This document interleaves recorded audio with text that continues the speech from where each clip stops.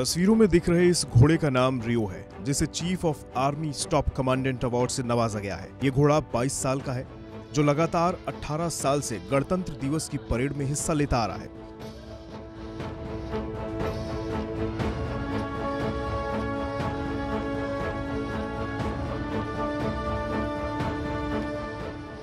रियो को दिल्ली कैंट के करियप्पा ग्राउंड में हुए एक समारोह के दौरान ये कमांडेशन दिया गया। रियो को कमांडेशन मेडल सेना प्रमुख जनरल MM नरवणे ने लगाया।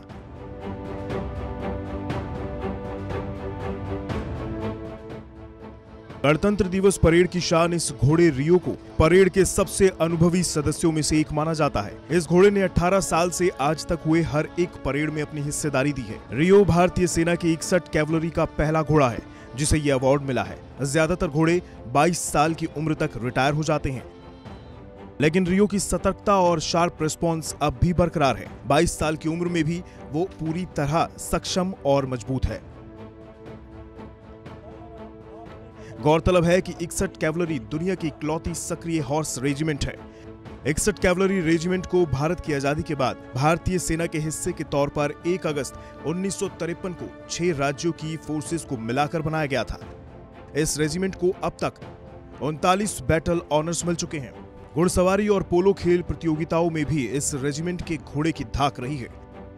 इस रेजिमेंट को एक पद्मश्री, एक सर्वोत्तम जीवन रक्षा पदक, 12 Arjun award, 6 Vishisht Seva medal, 53 chief of army staff commendation, 1 chief of staff committee commendation, 2 chief of naval staff commendation, 8 vice chief of army staff commendation, 8 chief of integrated defence staff commendation और 180 general officer commanding in chief commendation मिल चुका है।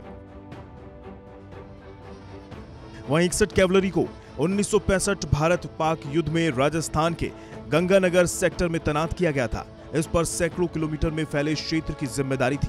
वहां सरहद पार से एक भी घुसपैठ का मामला सामने नहीं आया था और उसके बाद 1971 में पाकिस्तान के साथ युद्ध के दौरान इस रेजिमेंट को राष्ट्रपति भवन की सुरक्षा में तैनात किया गया था।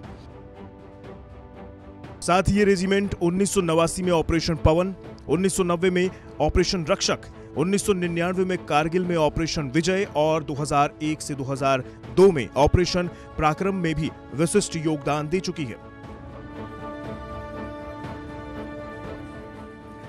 ब्यूरो रिपोर्ट, भारत तक।